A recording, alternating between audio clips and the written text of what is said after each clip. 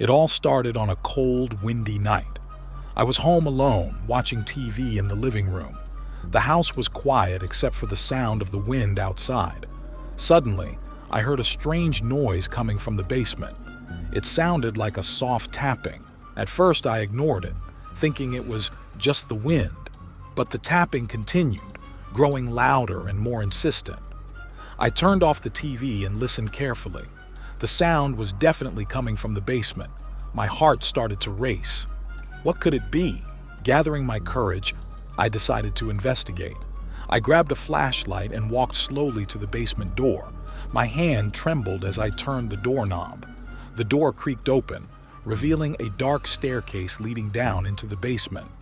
I took a deep breath and started to descend. The basement was cold and damp, with a musty smell that made me wrinkle my nose. The tapping sound was louder now, echoing off the walls. I shone the flashlight around, trying to find the source of the noise. In the corner, I saw an old wooden chest.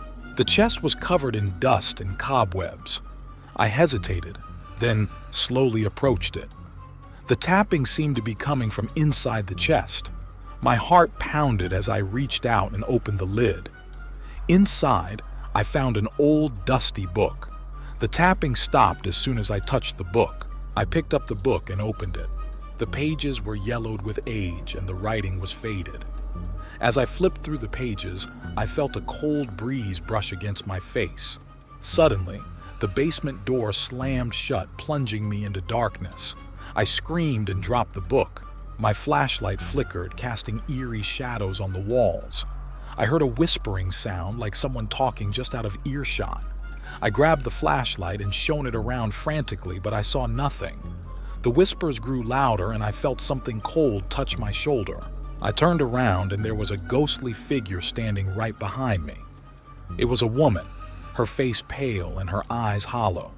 She reached out towards me and I felt a wave of cold fear wash over me.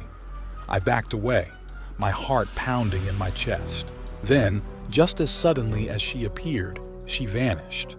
The whispers stopped and the basement door creaked open. I bolted up the stairs, leaving the book behind. I never went into the basement again, and I often wonder about the strange happenings that night.